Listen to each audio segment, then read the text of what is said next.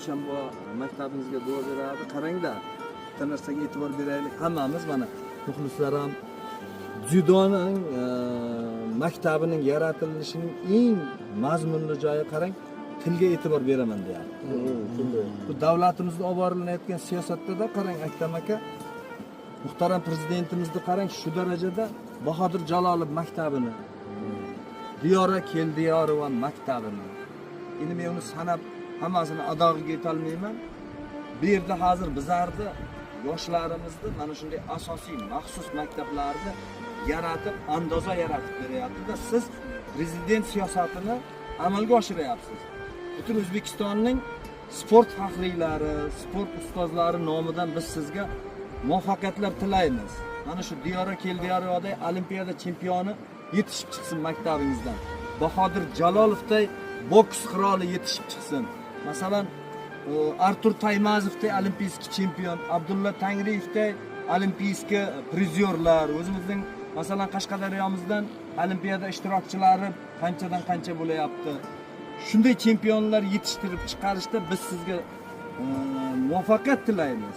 Va Ishan bobom omini aytadi, boshimizga avvalo mana shu sportni qo'llab turgan muhtaram prezidentimiz yana kengaytirsin mana shu sportchilarga e'tiborni. Qarang, hamma joyga borgan joyda masalan Saida opamiz ham, Mirziyeva ham hamma joyda e'tibor beryapti. Inson hayoti taqdiri bilan qiziqyapti.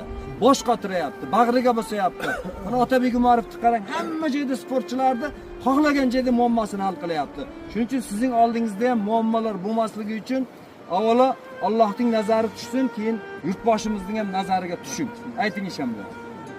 Amin. Bismillahirrohmanirrohim. Alloh taolo o'zing ko'rib, o'zing bilib turibsan. Alloh taolo mana shu hozir o'rtog'imiz yaxshi niyat bilan bir sport maktabini ochdi. Maqsad bolalarni sog'lom tanda, sog'lom aql, sog'lom aql. Mana shunday bunday imkoniyat hali necha asrlarda bunday bo'lmagan. Xuddi shunday. Xudoga shukr, mana nima qilaman desangiz eshiklar ochildi. Butun dunyoning eshiklari ochildi O'zbekiston yoshlari uchun. Shunday. Alloh taolo bundan ham eshiklar ochilaversin. Avvalambor prezidentimizning olib borayotgan siyosatini o'zing barqaror qilgin. Yonda yurgan kamarbastlarga ham ro'zg'orlariga, umrlarga qut baraka bergin.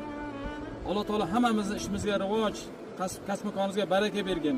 Mana shu Fozil og'aynimiz ham xudo xolasa o'zidan yaxshi shogirdlar, Diyora Keldiyarovalar, Davlat Bobonov, Muzaffarbek To'raboyev, Bahogaza katta palvonlar, Alisher Yusupov kabi katta olimpiyskilar chiqarib O'zbekistonning bayrog'ini butun dunyoga hilpirash nasib bo'lsin.